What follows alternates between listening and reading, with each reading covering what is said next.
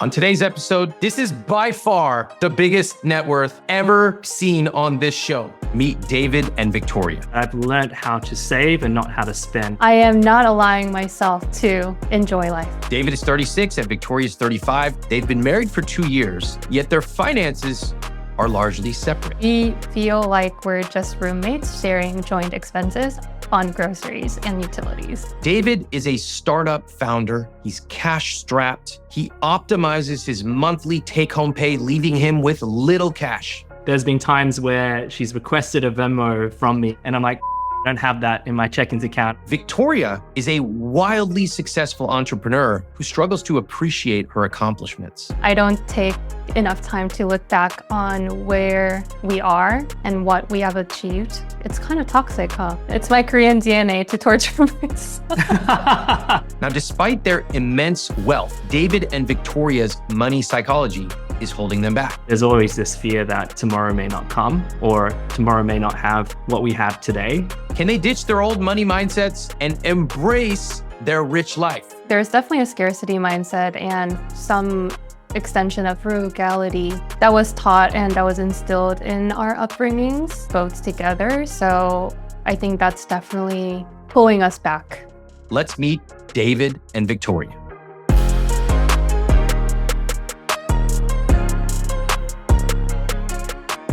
Welcome to the Money for Couples show. This is a special episode sponsored by our partners at Delete Me. Victoria and David reached out for help, but their privacy is very important. You're going to see why.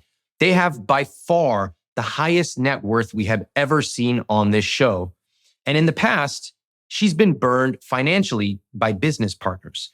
We partnered with Delete Me on this episode to keep them completely anonymous. And you should know that privacy is important to me. I have personally used Delete Me for years to get my personal data removed from search results. And I've even signed my friends and family up for it. Now, even if you don't have an immense net worth like David and Victoria, you don't want your personal information out there for anyone to find. I want to thank Delete Me for sponsoring this episode. You can check them out at joindeleteme.com/Ramit. I highly recommend them. I use them myself. Again, joindeleteme.com/Ramit. All right, I've got David and Victoria's CSP in front of me. I'm getting ready for our conversation. Check out what I noticed. Victoria and David, as entrepreneurs, my husband and I lead busy lives. I own a skincare brand that generates $20 million in annual revenue, and I'm the sole owner. In addition, I have supplemental income from influencer work. He runs an advisory firm, which is in its building phase. He has a trust and some real estate holdings that aren't immediately accessible, so I tend to cover our travel. I feel resentment or annoyance when I see him use our joint credit card for things like Uber trips, while I'm using my own credit card for the same. Let's take a look at the CSP. What? Wow. Assets, $84,830,000. I've never seen a number this big in any CSP on this podcast. This is amazing. $84 million in assets. That's obviously business. Investments, $1.4 million. Look at that ratio. Savings, $809,000. And debt is $174,000. Let's take a total look at the total net worth. $87,216,874. Wow. But I can already estimate that they have some interesting dynamics with so much of their net worth locked up in businesses. This often means that, somebody like me is like, oh my God, you're incredibly wealthy. But they're like, not really. It's all locked up in my business or in real estate. And it doesn't necessarily mean I have the cash flow to support it. Now, there are lots of ways to take money off the table. I'm almost certainly going to talk about this with them, especially with her. But just overall, I just want to say this is incredible. I mean, it's amazing. Let's take a look at the rest. Gross monthly income is $35,000. Okay, so they're making $425,000 a year. I noticed that she makes about 3 times what he makes. Okay, fine. She mentioned that he's starting his business up. What's interesting is that he actually has more liquid cash than she does. If you look at their holdings, he has $1.5 million. She has $712,000. So what a fascinating dynamic. She makes more than he does on a monthly basis. He has more cash or even investments But then she, quote, trumps it all with an $80 million valuation on her business. I mean, wow. The cool part about this is that as a team, they are incredibly successful. What I can see from their application is that they might be treating things separately. And in fact, even within their fixed cost of 32%, she's paying 25%. That's because her income is so high. And he's paying 47%. So you can start to see that they're not quite working as a team. I don't understand why they haven't simply combined their money. Overall, this is a very fascinating conversation. I mean, if we're going to talk to some wealthy people, let's just talk to somebody who has an $80 million business. I cannot wait to learn more about her business, about his business, and about the way that they interact with their money together. We're both entrepreneurs, and we never got to talk about how should we combine our finances, or what should we be spending and what should we be saving on. There's definitely a little bit of discomfort knowing that we haven't really had a chance to properly sit down and map out our entire financials together. We only have one joint credit card that's basically used for utilities. So I think we just lived very individually within one household as a married couple. I'm not really allowing myself to also spend on things that matter to us, or that are better off kind of delegating to other people, or, freeing up my time per se. I would love to kind of unleash whatever restrictions or limiting beliefs that I have with my conservative spending habits. So that's why we wanted to start a conversation about what do we want out of our financial goal, and what does that mean to us, and what kind of rich life do we want to live together, and how much would that take to live that rich life. So beautiful. That's why I applied. All right. I'd like to know where you are financially. What do each of you do? And let's get a very high level, how much you make per year and how much you have. Let's start with you, David. I am the founder and CEO of a company. It's bootstrapped, 100% owned by myself. It's north of now at least 1.4 million annual revenue.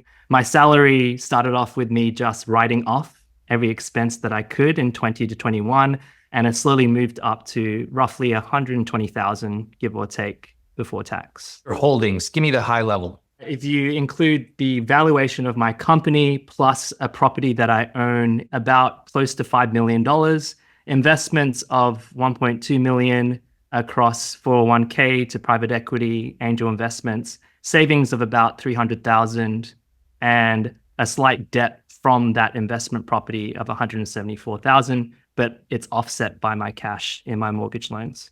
How'd you get all that money?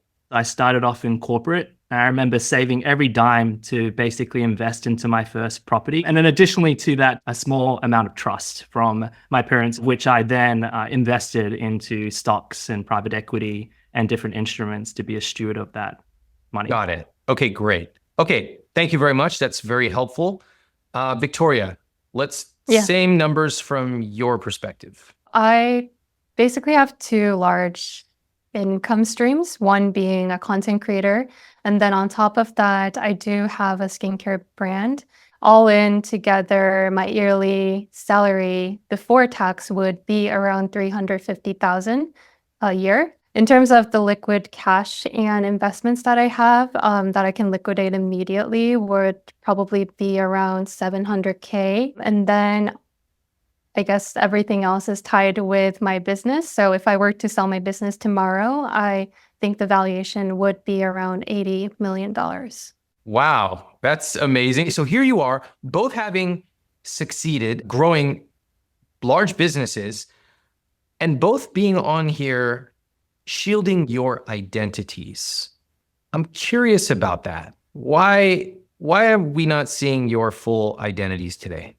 I've always taught to be humble, not flaunt things. And so for me, particularly, owning this story doesn't need to be done in a this is me kind of standpoint. I'm still coming to terms with this idea of being well off, even if mentally it doesn't show up that way. And so I do try to reconcile those two, but struggle a bit. You are struggling with the idea of being well off, although you do have millions of dollars. Yeah. Would you agree that objectively you are financially well off? Yes and no. We're both immigrants here in the United States, and we're both on visas. We had to fight our way to get here. I spent every dollar in my bank account to start my company. And it's been a grind running a bootstrap company with no investors. Yes, we're great now, but I think I'm still living the trauma of just focusing on the salary of what's incoming, like right now that I can see, and forgetting about all this great investing that I did in the past, feeling like it needs to be tucked away as a nest egg and not used. I think I'm slowly coming to that terms now that my salary is a bit more reasonable. I think why I'm also here is to learn how to repurpose my full wealth in a way that I feel is healthy and comfortable, and I'm struggling with that a bit. Just so you know, David, most people get their information and feelings about their financial status literally from their checking account. And that is essentially what you're telling me. Mm-hmm. You're like, hey, put aside the $1.5 million that I invested and saved. Oh, that doesn't count. That's like play money. But it's my salary that determines how well off I am. Of course, that's completely wrong, illogical, self-protective. Some would say delusional. Yeah. But the good news is a lot of people do that. And there are ways to help give you a full picture of your finances. Victoria, what about you? Why are we not seeing your full picture today? I feel kind of conflicted because I think on one side, I can show how everyone can be self-made because I didn't come here just by luck. But on the flip side, I think there's a certain relevancy that I want to maintain. So I think that's the part that is kind of holding me back on becoming fully transparent about the situation. And the relationship that I built with my audience is so special that I do not want to compromise by introducing to a new certain lifestyle that I suddenly have. It would be easy to dismiss David and Victoria as rich people who are out of touch. Boo-hoo! That's the easy narrative that we follow in America, which I find ironic because American culture loves wealth, but as soon as someone achieves it, they are not allowed to talk about their problems. Notice the layers here. David has considerable wealth himself, but he says he's, quote, still coming to terms with being wealthy. We have the cultural issues of being raised Korean and being from different countries. We have gender issues. And we have the very real issue of Victoria's immense wealth, most of which is locked up in her company. Listen closely as I ask her about her $80 million valuation. It doesn't feel real. It feels like a virtual number because, the company hasn't been sold. There wasn't a transaction at all. So it's just a number that you can only imagine, but it's not really there. And it could totally flop next year, right? And I think because of that, I am trying to be as conservative as possible and try to save as much as possible too, to future-proof myself financially. Okay. That's a bit of an odd response for someone who has an $80 million business. Everyone here is like, if I had a big business, I would be so happy. And then not once did you use the word proud. You're just like, yeah, it could all go to zero. So my life could be horrible. Anyway, I don't know if I'm going to end up in a ditch one day. How long did it take you to grow this business? 7 years and counting. That's amazing. Do y'all talk about the fact that you have achieved this? Rarely, to be honest. I think for me, I have a tendency to be always thinking about tomorrow. And I don't take enough time to look back on where we are and what we have achieved. It's kind of toxic, huh? I should do a better job to acknowledge what it has become, but it is really hard for some reason. Do you know why? I really don't know why. Did you ever see your parents model gratitude, taking a second, give yourself a pat on the back for how far you've come? Did you ever see that growing up? To be honest, I think we were in a household where we had very little words of affirmation and acknowledgement. So I think that definitely influenced the way that I, express things or acknowledge things for myself and for David as well. Yeah. Is this a Korean thing too? Generally speaking, just looking at a lot of my Korean friends, they are super hardworking and they are very hard on themselves. And I think the mentality of Koreans definitely is hustle and bustle, just grind with there being like no looking back, no regret, but just like looking forward and thinking about like where should we move next. Yeah. In a way, it's very constructive. It's very adaptive. It allows you to succeed. Like my Korean friends are almost all very hardworking, very successful, technically defined. But you can also see that the cultural parts of that can become a weakness, like, like, what are we doing this for? Let's just grind and then make our kids grind and then their kids will grind. And like, what's the point? So David, you're over here nodding too. What do you think? Yeah, I mean, it's interesting to hear it from her perspective. Both my grandfathers were successful entrepreneurs, but lost their businesses several times. And so I think there's a trauma in my family where it skipped a generation. My parents saw that, were very, very discouraging of me starting a business. And I'm still slowly coming to terms with what that means for myself personally. So slightly different, but I can appreciate this feeling of just, it's a house of cards. It can topple over. It's not mine anyway.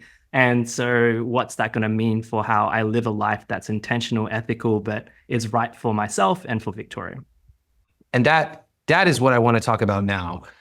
How does money work in your relationship? We're very independent on our finances. We are pretty much 50-50 split on things like rent, our groceries, whatever you think about. The two things that are joint with us is a joint credit card, and we also have a joint savings account. It's a given month. Who is handling money on a day-to-day basis? How often are you talking about it? What do the account setups look like? Walk me through it. So the joint savings account, we both have $1,500 per month from our salaries that come into that, so $3,000 a month. We have a joint card that Victoria pays off that fee and then Venmos me the 50% of what we spend. Hey, you guys. How long have you been married for? Almost 2 years. How are you doing this? Well, this Venmo like we have a long list of Venmo transaction history.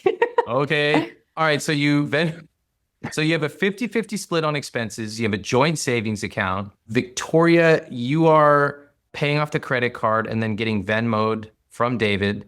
Okay. Mm-hmm. And then what about things like bigger things, taking a vacation, etc.? How does that work? I tend to pick a destination and then pick a hotel, then pick the logistics of flights or car rentals and go from there. It can be costly because I do have a certain quality or standard that I would like to stay in terms of Airbnb or a hotel. So we have been able to smartly use our cash plus credit card points enough to fund our vacation, so it doesn't break our bank or it doesn't really make a dent in our savings. Victoria has many more points generally than I do, and so therefore tends to prioritize comfort over cost. And so even in our London trip that we went to recently, she actually flew business class whilst I flew coach.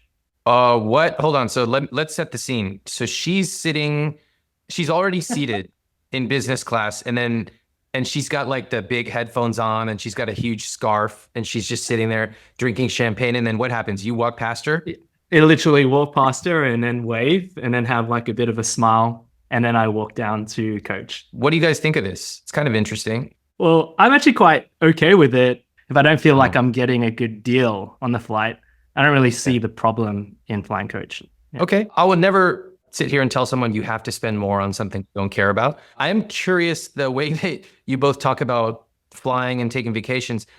There was an assumption that you have to use points. Why is that? I don't feel super comfortable spending over $1,000 or $2,000 a night for 4 seasons in Hawaii if it is just pure cash. I do feel like I'm missing out if I don't utilize that system enough to be able to partially fund my vacation. I think our financial principle is that we both like to find deals. That generally is the case in a lot of our decisions. We tend to want to make sure that our money is used in a way where we feel like we are getting a good deal. Where do you think that comes from? It definitely came from my upbringing of my first generation immigrant family. My mom and dad were not very financially well off until basically I was growing up, and instilled that in us. So we'd always see my parents and I guess try to find the best deal possible. And so for me, I think that's still is instilled in the way that I make decisions. My upbringing also was middle class. My dad was the only breadwinner of the family, and my mom was raising my brother and myself. And we were always short on money, so I didn't get to have like the sneakers that my friends were having in school, or the polo t-shirts. And those are the things that I desired, but it was only given if we passed a certain grade. And I think money was more of a reward and a compensation. It wasn't a given for me. So I think naturally just having that instilled in my upbringing allowed me to cherish money a lot more. And I think that is probably something that I'm still carrying on, where I only get to spend money if I had a really tough year, or like if I had a really stressful period, then I can reward myself with a fancy vacation or something else. That makes sense to me. Who brings up money in conversation? Either of you? We don't really talk about it, huh? Not really. Okay. Yeah. You ever fight about it? There's been times where she's requested a Venmo from me. Maybe it's a couple months delayed because, we don't get to our life admin. And then I get shocked by that amount because I've like optimized my accounts. Then suddenly, I have to like pay $1,000 in a month. And I'm like, I don't have that in my check-ins account, or I need to like adjust things. And so that ended up happening like about a year ago, where I started to get really annoyed by that. And then she's like, why are you getting annoyed about it? You've clearly, like, why? And then I had to sort of just grapple with this delusionment of that I had, that my check-ins account is my only area that I can spend on. Okay. All right. That's pretty honest. Victoria, what do you say? Do you remember these conversations? Oh, totally. I even remember where and when it happened. Let's first notice the commonalities between David and Victoria and so many other couples. They split expenses 50-50, even though Victoria makes a lot more money. In other words, their money dynamic is not carefully based on the most fair setup, but likely whatever they used to do years ago, which leads to them transferring money back and forth as a married couple. They don't talk about money a lot, like most couples. And they make financial decisions based on the way they were raised, like most of us do, including me. But I also notice that they're wealthy, and yet they still operate as if they are not. And you can see this bleeding into hilarious and frankly weird dynamics, like Victoria sitting in business class while David trudges past her to economy. David doesn't really check his Venmo account that often, which is why he is getting shocked by accumulated amount of requests of 3 months of the joint credit card bills that I charge him every single month. And we were in Mexico City for our friend's wedding, and casually David would check his Venmo for some reason, and his face would just start to just get like really upset. And then he asked of what the credit card, line items were. And I started basically posting all the Amex bills so that he has full visibility. And he would sometimes question, oh, like what was this for? And what was that for? And I felt a little bit offended by how he started questioning all of the transactions. And he then goes, when you go to Target or Trader Joe's, are you putting your meal plan on our joint saving or joint credit card? And we had to basically come to an assumption that we should only be putting the credit card to the grocery purchase that benefits both of us. And I think the other day when David shopped from Trader Joe's, he buys me a bouquet of flowers, and then he says, "Oh, by the way, I use my own credit card on this." Hold on. This is the most romantic moment on this show I've ever heard. It's not even about the flowers. He doesn't go smell this beautiful bouquet. It reminds me of when we met in Rome. No, he goes, babe, just want to let you know, I put that on the 6486 card. That's my personal card. Got it? Wow. Let the romance flow, everybody. Money for couples. Damon, what? Everything accurate in what Victoria said? It's accurate. And one thing I think I want to get better on is that we were operating on assumptions. We're culturally from different countries. And one of the things that we always try to do is figure out how to communicate. I'm a very words person. Victoria would answer questions, but she's not a very verbal person. One thing I love about Victoria is that she has no problem, sending me Venmo transactions, just saying it as it is. She's very honest, very direct. I grew up in a culture that's a bit more indirect and maybe sometimes doesn't get to the point.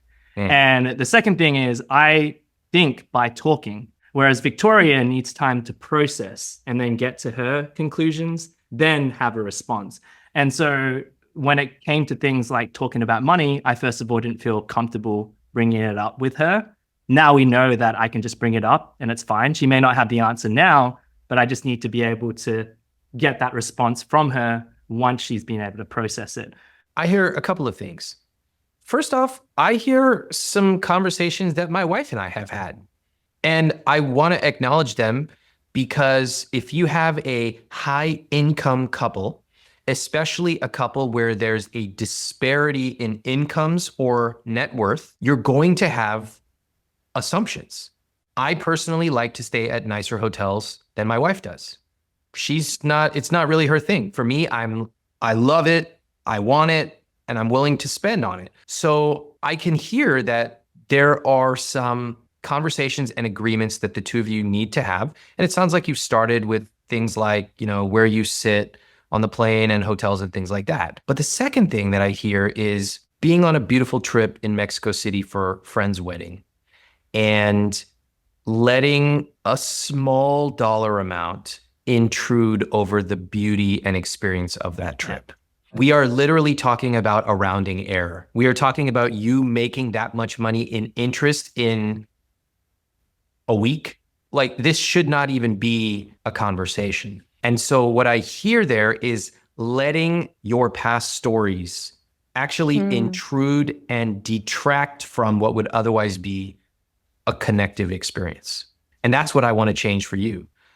You two are too successful to be allowing money to be intruding on what should be something bringing you together. How does that sound to you? Yeah, absolutely. It's legitimately why I'm here. I think after that moment, I just came to this realization that what was I annoyed about? Yeah. And my mindset is just stuck in the past, maybe stuck at that point where I was struggling, looking at my checkings account and not actually looking at the holistic picture. Right. And Victoria, what about you? The fact that you felt put on the defense, being asked questions? I definitely didn't feel good because I think compounding to that, I am normally the planner of most vacations. So it's not just about the money, but perhaps me doing and spending more time on planning the entire vacation together for us to enjoy, only to be questioned. That definitely puts me in a spot to just be about it, Yeah. to be honest. What I hear is a combination of psychology and systems.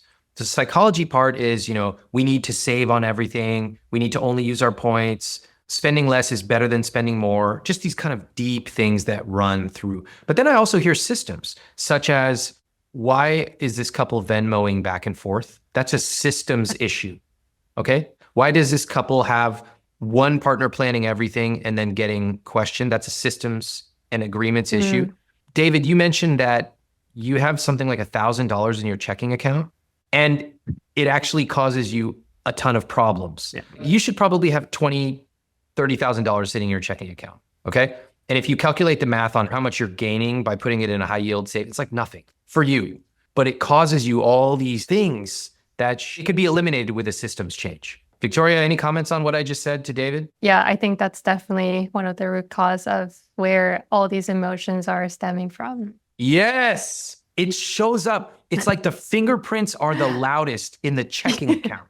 And for wealthy people, and David, you are wealthy, it actually tells the story. Scarcity, over-optimization, would rather deal with recurring financial freakouts than something smooth and calm. And most importantly of all, connective with your wife. So we'll fix the mechanics, but actually what I really want for the two of you is for you to start seeing your money together. Okay, I want to ask a couple more questions about spending. We talked about travel. What about like lifestyle stuff? Is there any spending disagreements on those kind of expenses? There used to be a spending disagreement because I love to clean. I actually do love to clean. It's Okay. my meditative exercise. And I think I used to get annoyed that Victoria didn't want to clean. But we're able to resolve that by her saying, I want to contribute. I would rather a cleaner come in and deep clean. Initially, I was against it. But then I saw what that deep clean can do. And especially as a time constrained founder, was appreciative of that. And it's being put in our joint account. But the flip side of it was that she talked about my inability to plan. I don't actually enjoy planning. She enjoys the process. And so actually the solution was to use my executive assistant, who then actually helped plan a lot of our things, including trips, and that actually helped to solve that problem around the planning side. So Great. we've had ways that we can work around these disagreements. That's healthy. That's what money is for. Yeah. All right. Okay. What they say, if you have a problem that money can solve, you don't really have a problem. That's great. All right. Victoria, what about for you? Whoa, hold on. What was that reaction? Victoria? I just had a very similar lesson from my dad, who said the exact same words. Really? Just in my early 30s or late 20s, when I was just going through a co-founder breakup of my business, just causing a lot of emotional and mental struggles, difficulties. There was one thing my dad told me, that he was saying that if money can solve a problem, it is not a problem. Whoa. So I certainly believe that there is like something to that quote that I've been carrying through with my business since then. I love that. I think that's why I feel like the net worth or the valuation of the company or even the cash balance that the business has is all volatile. There could be a legal suit, there could be business partnership ending that requires you to buy someone out at a large sum of cash. When I hear scarcity, there's usually a reason. The most common reason is people grew up with parents who were scarce with money. Victoria's founder breakup is an extra reason beyond that upbringing. It's one of those pivotal moments that can affect our relationship with money forever. On page 25 of my new book, Money for Couples, I talk about these pivotal money moments that affect your relationship with money forever.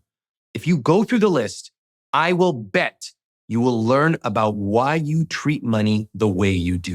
Can we talk about an area of your life where you're having a financial challenge right now, where money might be able to solve it? I don't have an assistant. David does have an assistant. I'm someone who is really creative, very spontaneous. But since I started my business and since my time has become the most expensive currency out of my entire life, I started trying to maximize all of my time, including my vacation. So when I am going to Mexico City, I need to see A, B, C, D. I need to do all these stuff. I need to go eat at like all these beautiful restaurants. So I think that FOMO mindset, or trying to maximize and trying to get the most ROI possible out of my time, had made me to become a planner. And I don't actually really enjoy that process. And this was kind of realized when David actually planned the most recent trip to Acadia National Park from start to end. I don't know if he had the assistant's help or not, but he planned it perfectly. And I just got to enjoy the entire experience just on a passenger seat. And it was the most amazing thing ever. And so maybe perhaps delegating that process to an assistant would allow me to free up my mental space to focus on more creative work, more content work. I think that would be awesome. I love that. It sounds like you have identified the problem. It sounds like you've tasted success. Yeah. And it sounds like you could make it happen. There's nothing holding you back, right? Is there anything? The only reason why I don't keep an assistant is the added responsibility of taking care of another team member when it comes to the work process of a content creation and a creative flow of how I work. I tend to be the most comfortable when I'm alone without any distractions. And sometimes when I had assistants in the past, I had to work for my assistants, meaning I felt like I need to create work for the assistant. How much did you pay your assistant in the past? $20 an hour. That's your answer. You need to be having an assistant that makes like 100 to 200 a year, like full-time benefits, all of it. These are executive assistants and they don't bug you. They're like running your life, personal and professional if you want. Okay. So what I can tell you right there, that is such an interesting example because you're right there. You know that you need an assistant. You feel what it's like to be taken care of. Yeah. And it's that one subtle thing which has led to your poor experience in the past. And that is just not paying enough. Okay. Value. Yeah. Always trying to get value. Sometimes, as you know, like you could get a better value at a hotel from a Marriott. That's a better value. And you're like, I don't want value. I want the best. You can apply the same thing to the important things in your life, your relationship, your time, your health. Sometimes it's the best money you can spend. Yeah. Yeah. Okay, listen, I get so many people who follow my material, save and invest, they accumulate some money, and they finally go, Ramit, I'm ready to live my rich life. So they try a nice hotel for the first time, or they hire somebody to clean their house, or they hire a stylist or a tour guide. And it's a total letdown. The cleaning person doesn't fold their clothes the way they want. The hotel's nicer, but it's not worth 3 times the price. And they go, what? That's it? All that money and this is all I get? Guess what? The first time you try something new, it might not be what you expected. You might have chosen poorly. You might not even know what to look for. This is why I wish when I was in my 20s, I had someone to show me around and teach me how to appreciate a nice restaurant or show me how to think about traveling in a different way. Because spending money meaningfully is a skill. If you try something new and you don't love it, my simple recommendation is you give it one more shot. Maybe the waiter wasn't great that night. Maybe you hired someone you didn't get along with. But don't give up. Spending money meaningfully is a skill. Now, I need a quick favor from you. If you're enjoying this show, please hit that subscribe button. It helps my team and me grow this channel. Let me ask a couple of rapid fire questions just so I understand your full financial picture. You have about $800,000 in joint savings. What's that for? To buy our first house together. Okay, great. Does 800K represent a 20% down payment or more, or is it just let's get as much as we can in that account? The price range that we're looking at for our first home is around 1.3 to 5. So I would say more than half. Okay, great. You have 50-50 split on expenses, but your income is not the same. In fact, I think, Victoria, you make a lot more, right? Yeah. Almost 3 times more. 3 times more? Yeah. Yeah. How is it that you make almost 3 times what he makes, Victoria, but the expenses are split 50-50? What is the other way around? Is it just contributing proportionately to our income size? Proportionally could work. Or what's more common is couples just combine everything and then they take a certain amount for individual, no questions asked money for themselves. You look very happy hearing this, Victoria. What's going on right now? I just never have thought about it, I guess, in that way. I think it definitely would relieve a lot of the just like menial conflicts that, you know, between the Venmo transactions and all those very, very little things and very minor things. Yeah. No more Venmo transactions. That would be my new 12-month philosophy. You gotta unfriend David. Truthfully, one of the things that I want to help you do is to think bigger. So we have to elevate. We have to elevate in 2 areas. 1, we have to master our money psychology. 2, we have to know our numbers and make sure that our accounts and systems follow it. Okay? A couple more questions I have for you. Do you have a prenup? We do not. Okay. Was that a discussion topic? I actually have brought it up just knowing that we individually have our own businesses and David coming in with some of his trust fund and family money. I thought it would be just easier for us to make an agreement to split things in our own terms, not by how the state determines. So that's a topic that I brought it up, but never came to fruition. Oh, how come? It's not that we didn't want to do it, but it was very hard to find someone or a couple that had done it. Huh? Well, when we did talk about couples where it did happen, we heard more horror stories and nightmare stories of lawyers getting involved and, the process being elongated. And we know that there's online platforms. So on one hand, we would be totally open to a post-nup, which I hear is a bit more airtight. Yeah. It's just hasn't come up, I guess, as we're still pretty nascent in our financial communication journey together. Okay.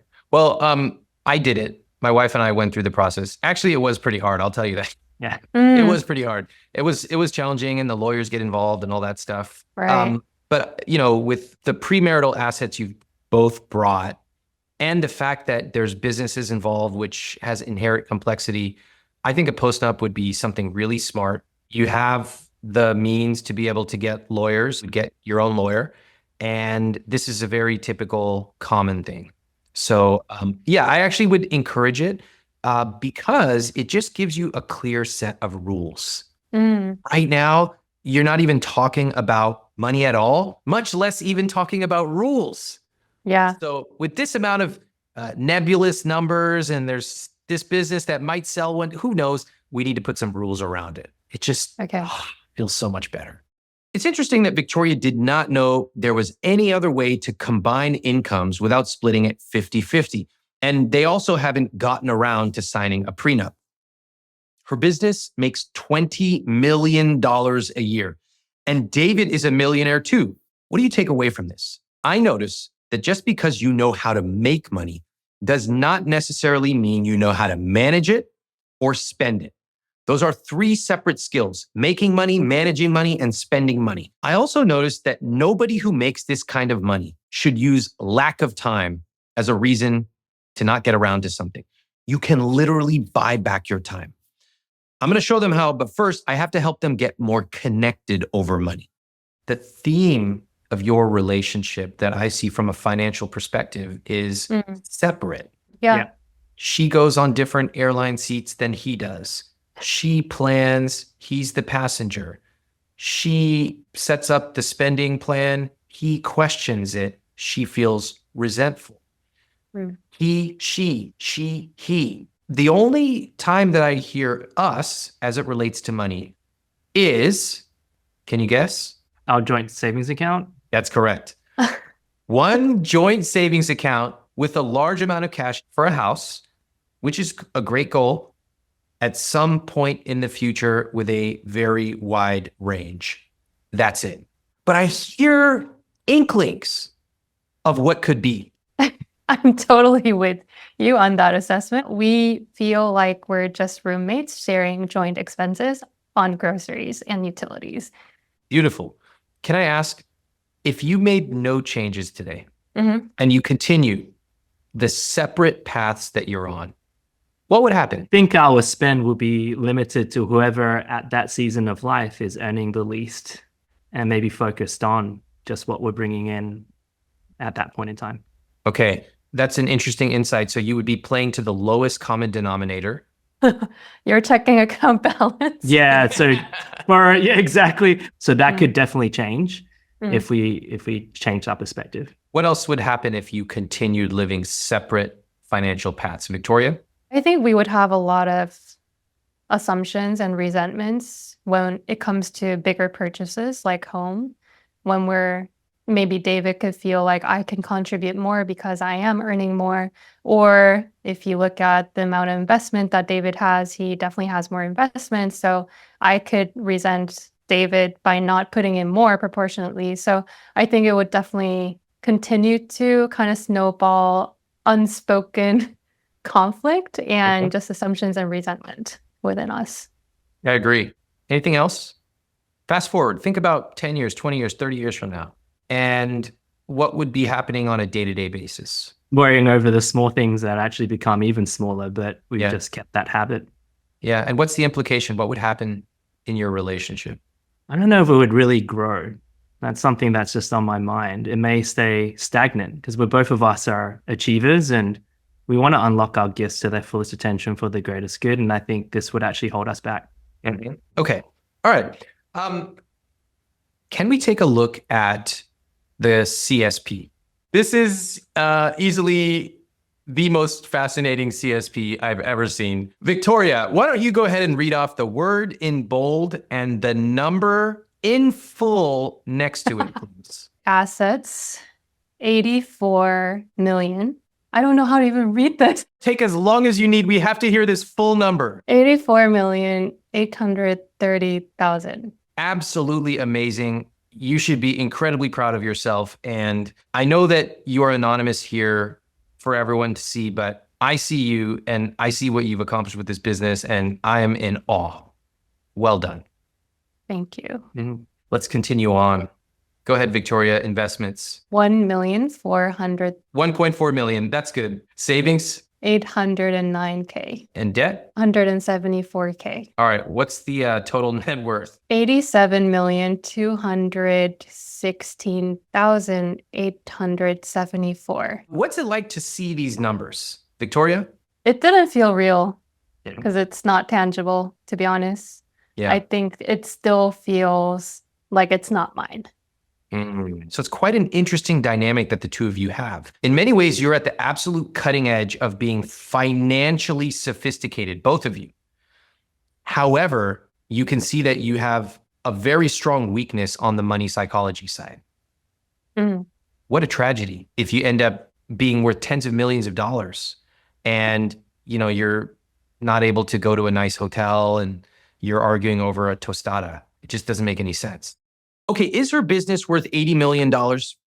I don't know. How much is your house worth? You can look it up on Zillow. You have a general idea, but you never really know until you try to put it on the market. What we see here is actually a very similar analogy with Victoria, who has this immense wealth on paper, and a lot of Americans who have the majority of their net worth in an illiquid asset, which is a house.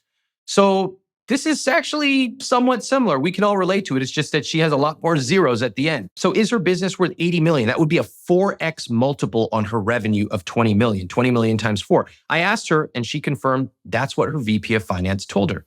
Maybe it is, maybe not. But whether it's 20 million, 40 million, or 80 million, it's still a very successful business. Let's continue moving along on this CSP. David, read off the combined monthly income here. $35,443. Great. So that's $425,000 a year that the two of you are bringing in. And did you both know that number? No. Yes. Okay, 50%. Love it. Love it. I love statistics. Okay, cool. Your salaries. I'm really curious about this. So, David, you make $9,443 a month. And Victoria, you make $26,000 per month. Okay, how did you choose your salaries? I went with the market rate, and for me, that was around 250 from my business.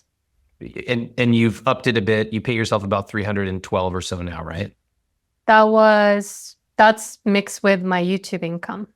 Oh, so from your business, your salary is 250. Yeah. Got it. Okay. And what about for you, David? Two things. One, the relative revenue that we generate as a business, because we still need to stay profitable. We're by no means at the 20 million mark. And the second thing is what I felt was fair. However, I also need to compensate myself. So I'm trying to move to that as we get hopefully more profitable in our top line. Those are both very good answers. You have your rationale for it. I will say I'm a little surprised, Victoria, at your salary only being 250K because you're based in a very expensive market, 20 million. I think you own the entire business, correct?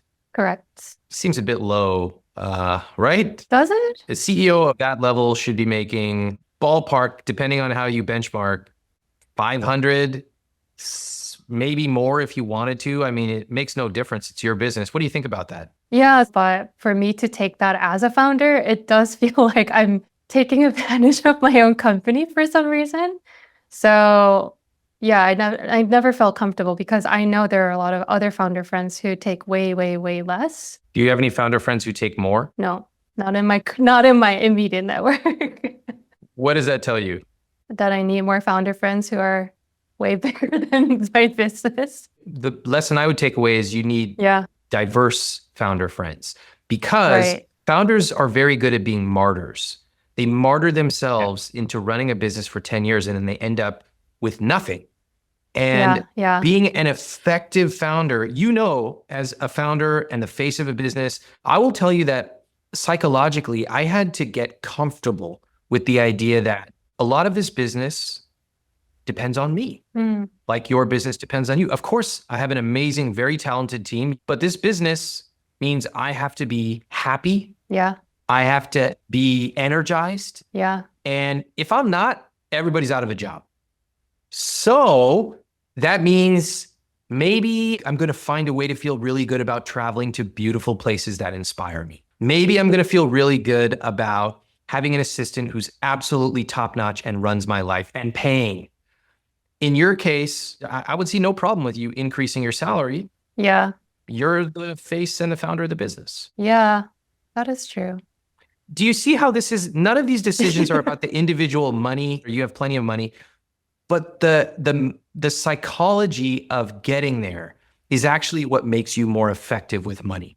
Right now, it's playing small in lots of ways. It's like, oh, well, my friends take less than me. And I'm like, why are you comparing yourself to your martyr entrepreneur friends? I don't want that. I'd rather you compare yourself to your friends who have a sweet business and an awesome lifestyle. Yeah. Tell me about them.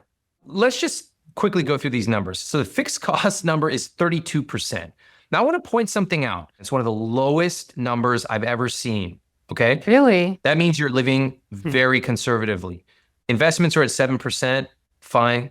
And I'm sure you're doing a bunch of some pre-tax stuff, right? 401ks, et cetera. I am. I'm not. Why not? We're both on a work visa. US, we don't know if we're going to retire in the US. So I am not really sure if I should be putting money into retirement plan. Okay, that's a pretty good answer. All right, fine. Yeah. Savings are at 30%. So that's a lot. That's going towards a house, vacations, an emergency fund. I don't know that you guys need to save more for an emergency fund considering you have $809,000 in savings. But who knows? Maybe you like to be conservative.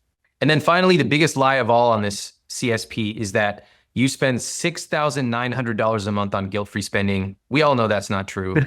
No way. No. Come on. Let me guess. You spend 2 to 3K a month. You have extra money, which ends up just getting saved at the end of every quarter or year. How did I know? Accurate. Yeah. I wish I had a better skill. You know those people who look like totally unathletic and then they go and hustle people at a gym or something like that and they can make a lot of money? My only skill is being able to guess what's actually going on with your finances down to the freaking dollar. But what am I supposed to do with that skill? I can't go to a bar and hustle people. I freaking wish. Okay, so first of all, what do y'all think of this CSP? Just looking at the numbers. That's very little of a spending compared to our gross income monthly. Agreed. What else? It seems to be split pretty close as 50-50 for the cost, which by design. Yeah. So David, your burden for your fixed cost, David, is 47%. That's still really low. Still. But Victoria's is 25%. Okay, now I want to point out the fact that if you wanted to, you could keep this up. Both of you are still way underspending. I do think sometimes, especially in a marriage, there's something more important than the precision of getting every dollar to line up, and that is connection. Because in a relationship, if we are connected, then the dollars are details. But if we are always starting with the dollars themselves, then we will struggle to build that connection. So what would it look like? Put the numbers aside. What would it look like and feel like if the two of you were connected with money? For me, I think it'll alleviate a lot of stress of caring about menial things and trusting with each other that, we are here to spend money on the rich life that we designed together. So I think having that innate trust as a foundation, it does make me feel connected to David a lot. I love that. That feeling of I have a teammate. I know that he's always right here by my side. If something happens, I know he's right there. And I know that we're propelling each other together. And what about for you, David? What would it look and feel like if you were connected with money? Yeah, I agree with what Victoria said. The reason why it's 50-50 split is that I've never wanted to take advantage of my wife's success. I think what she does is so wonderful. And in fact, her success drives my success. However, I would feel uncomfortable initially knowing that she would be proportionately spending more or contributing more just from a psychology standpoint. I love my wife so much that I never want to feel like I'm taking advantage of the success that I think she earns, and she deserves it.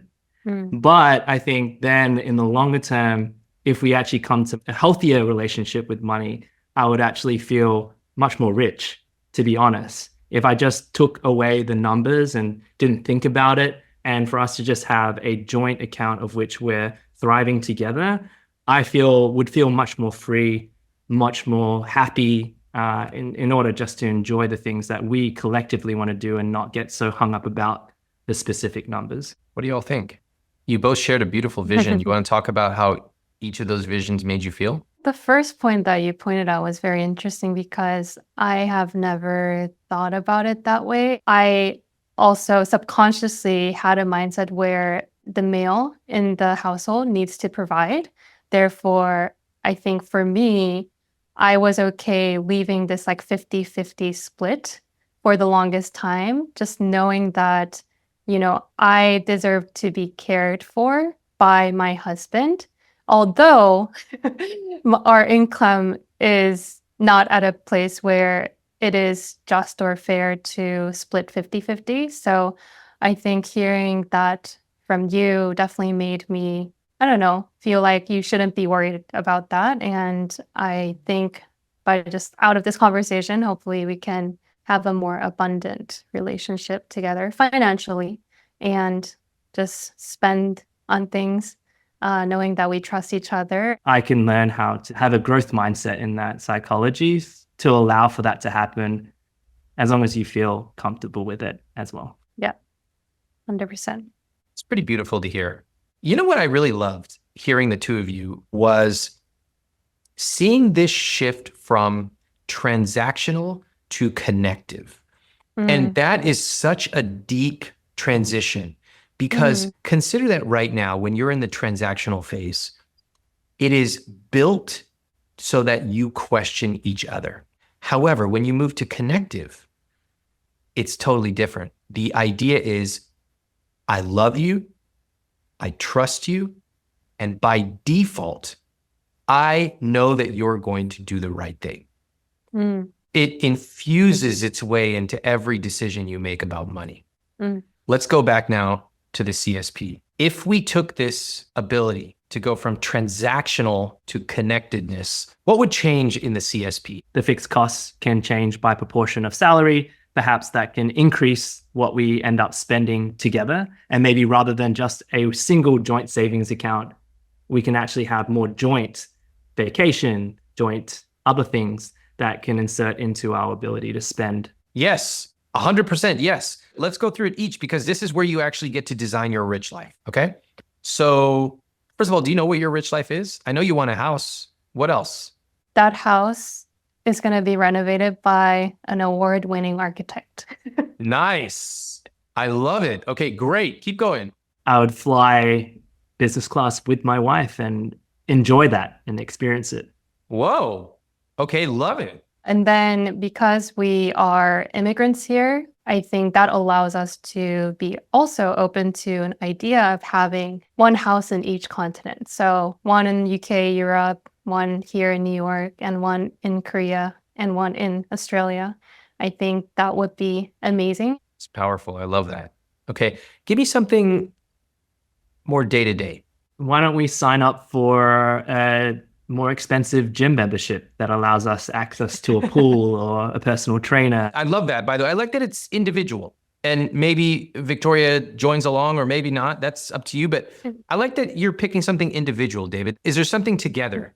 Rich life on a weekly basis. It's having a meal prep service that's made by nutritionists that knows our body. I think outsourcing that would definitely save hours and hours weekly for Amazing. us. Love that. Anything else? We love hosting people at our Oh, house. And one idea that came to my mind recently was bringing in a private chef to really wine and dine our community and our friends, to really nurture and develop that relationship and deepen it. first of all, very telling that your idea for a rich life is bringing people together. I think that's awesome. And I think what I'm seeing both of you do is to break the shackles that you yourselves have put upon yourselves. And they're not real. Yeah. They're not real. Like, if I want to have friends over for dinner once a month, we could do that. I think there's definitely a scarcity mindset and some extension of frugality that was taught and that was instilled in our upbringings, Yeah. both together. So I think that's definitely pulling us back. If you are not frugal, Mhm. then who are you? I think she would have already bought a house, designed a house, and orders Whole Foods online without questioning, and brings in Marie Kondo like cleaning consultant to organize her closet and have a cleaner come in every single week instead of once a month, Keep going. and have a nutritionist to build out her entire meal plan to nourish her body, and have a personal trainer to optimize her fitness and physical health, and have an awesome executive assistant who takes care of most of the admin things in life, makes her life so much easier. I love this. This is so good. And what about with David? With David, I imagine our day-to-day to be more free from actually work, because we were able to spend money to delegate a lot of our responsibilities that we don't enjoy taking on. And we would be only spending time on things that matter the most with our own businesses and with us. How do you feel saying all that? It was very cathartic in some ways to be able to just describe the Victoria who was living that rich life already. Yeah. And I want to be her. And I want to have that life with David together. I think you're this close. I think you are her. Oh, You just can make a few changes and the rest of that stuff can come into your life. David, what did you think hearing Victoria paint that picture?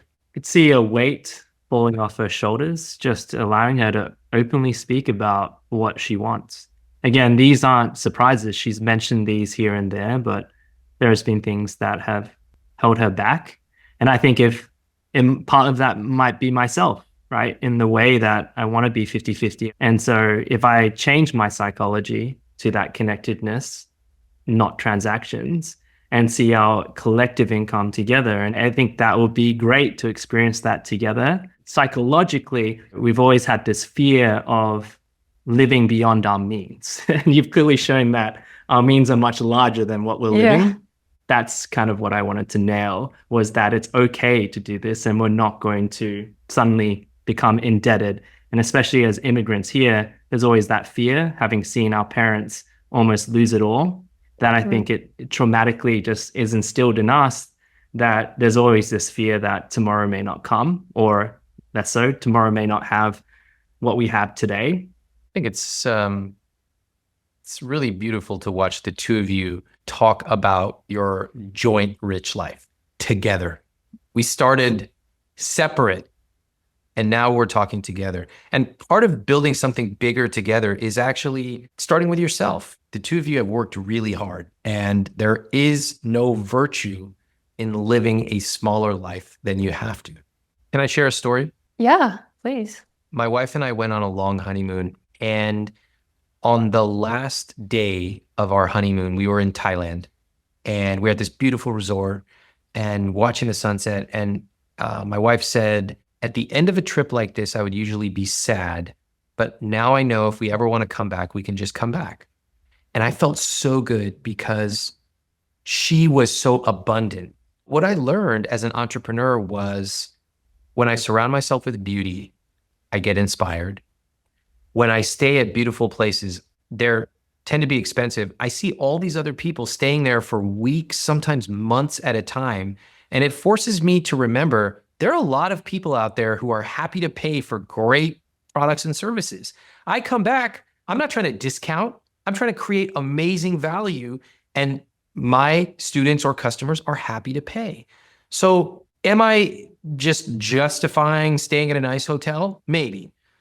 But I'm also taking lessons from my personal experience and I'm channeling that as an entrepreneur. How does that strike you? That is the missing piece in my life. Thinking about treating yourself is not spoiling yourself, or it's not discounting the value of the company. In fact, it could add more value to the company because you're Wait a minute, don't you run a skincare business? Yeah. Isn't the whole point like treat yourself? Wellness. Well, what am I doing right now? I know. Wellness does not exist in my life. This is so funny because, you hear all these like athletes who have the perfect nutritionist and they track their macros and stuff. And then sometimes there's a story about like the absolute top athlete, LeBron or whoever, and he just eats like hamburgers all day. And you're just like, what? This isn't fair at all. Is that not what we're seeing right here? You're all about wellness except for yourself. Oh, Yes. okay. Yes. Amazing. It's my Korean DNA to torture myself. Actually, as an entrepreneur, you have a beautiful way to justify it, which is you can enjoy life. You will see your business do better because you're going to show up rejuvenated, energized, positive, and eventually you'll start to see those connections. I know I did. There are a few things I would do to just like tidy all this stuff up real quick. Can I share? Please. Yep. All right. If I had an $84 million business, I would be taking some cash off the top, like solve my financial problem forever. You don't want an entrepreneur to be sitting around worried about their first house when they run an $80 million business. It just makes no sense. Whoa, look at the body language right now. Victoria, what's going on? I think there is definitely a financial struggle related to the first home purchase or the certain design that I want to pursue. And also, I have never taken any distribution out of my company, and I've only started, taking salary in the past 4 years. And all the salaries that I get, I actually pay in taxes. So I'm not really left with a lot of things. So right now, I do worry about my first home purchase a lot, but I think I shouldn't be. No. And the business that I built should solve this problem for me. So then I can run the business. Honestly, the way you talk about your house, you told me you have this architect in mind. This sounds like something that would be a major point of pride for you. Yeah. And if that is the case, then I can think of no better way to leverage the success you have created, pay yourself an amount that would solve this problem forever. And probably my guess is it would have no material impact on your business. And if it's going to make you really happy, then you should do it. Next, I would get clear together, both of you, what is our rich life? There are some questions that I think the two of you probably have not gotten clarity on, such as if we continue on the path we're on, investing the amount we're investing, how much are we going to have? The answer, of course, is a ton of money. Mm-hmm. Even if this business goes to zero tomorrow, you're still going to have millions and millions and millions of dollars. Okay. And we're not even talking about the $80+ million. Yes. All right, whatever. The point is you're going to have a lot of money. That allows you to take the fear away of like, hey, anything less than X dollars, we should not be worrying about. Yeah, I call it a worry-free number. It's a number below which we simply do not worry about. So like when we were kids, it was like a pack of gum, 25 cents, whatever. What's the number for you right now? 1,000. Wow. I also agree. Okay. So let's play this out. Let's say you go to a nice restaurant and you see an extra appetizer you want to get, but it's like $30. Are you both just like, yeah, let's just get it. No question. Don't even think about it. Get it?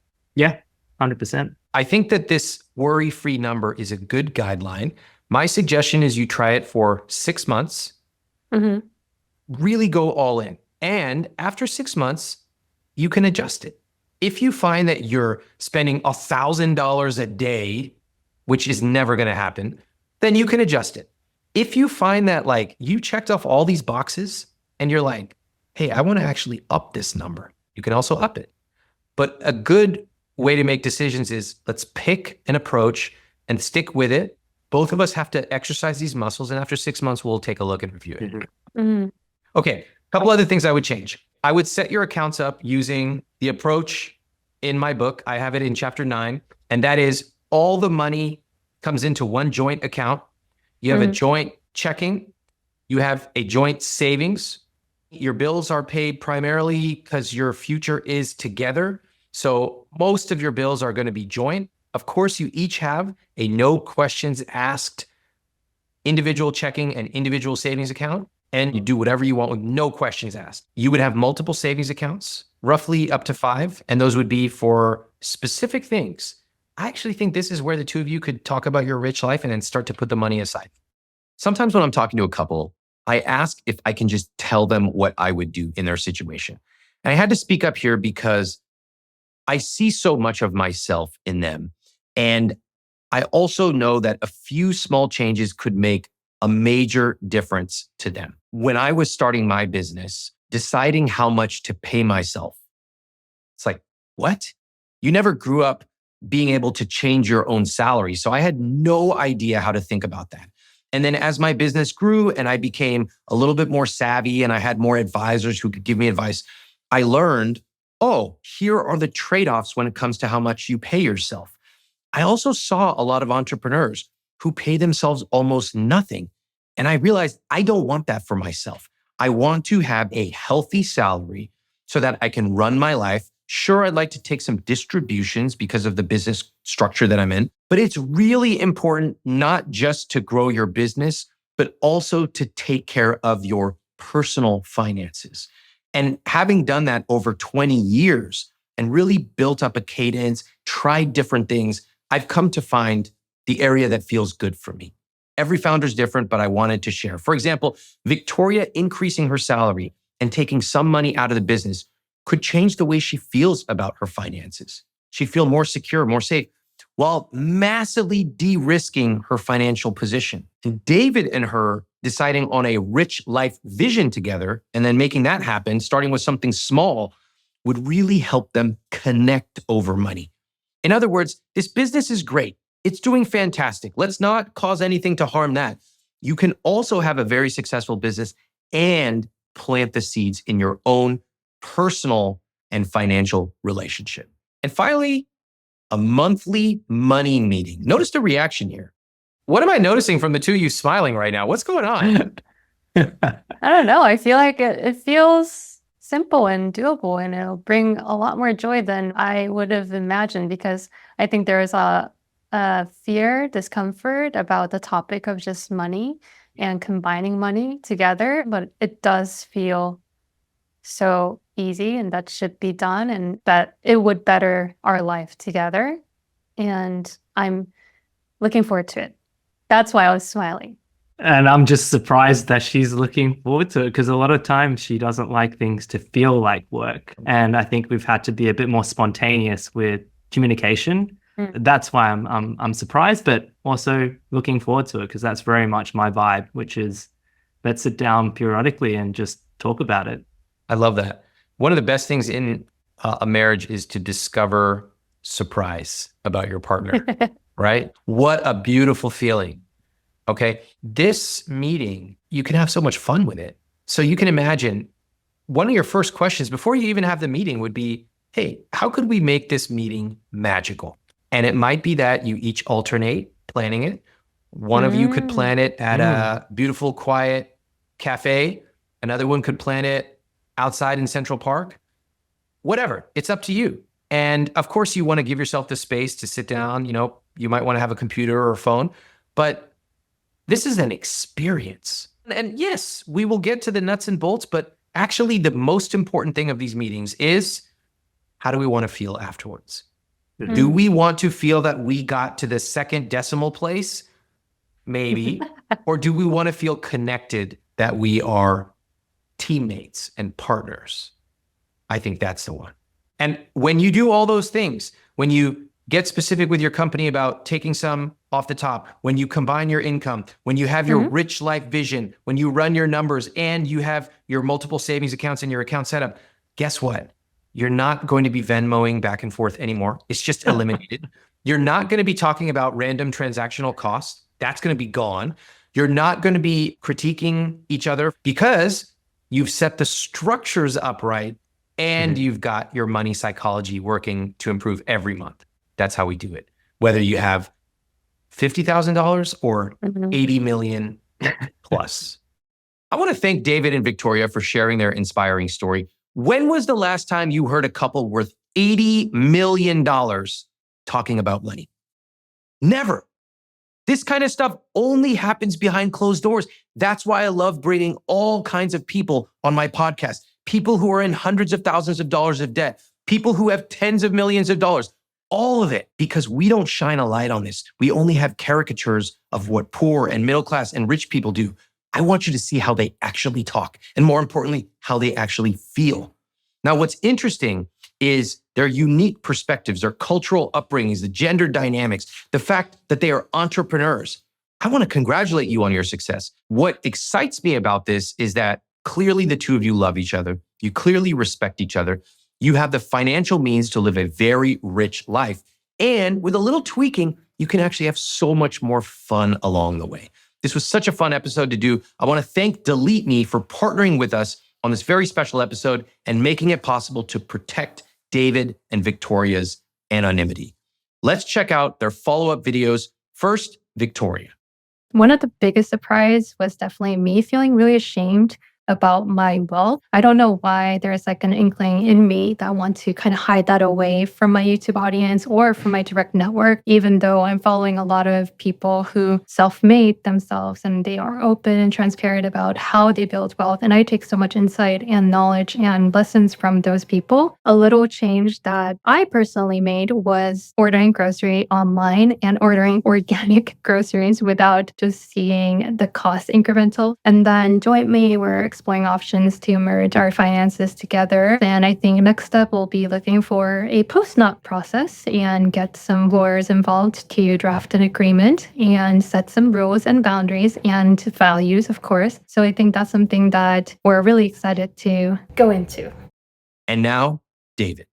Since the podcast, I have learned what it would take psychologically and physically to make a transition from individual transactions to connective financial decisions. It doesn't have to be 50-50 to feel equitable and respectful. And I think what surprised me the most was that I can be more abundant in my thinking and actions just by making very small changes, and how limiting our lives were by joining our relationship together, but not our finances. So I'm really looking forward to that next date night that we have, which is coming up, where I'm going to make it a whole experience and call it our Rich Life Date Night, where we can talk openly but really enjoy ourselves. And in terms of specific changes, I personally am topping up my checkings account to have more than $1,000 on it for guilt-free spending, because I can do it and I should do it. And for us is to really stop these Venmo crests, setting up our shared values, defining what our rich life is, and starting to set up these joint accounts for our rich life together.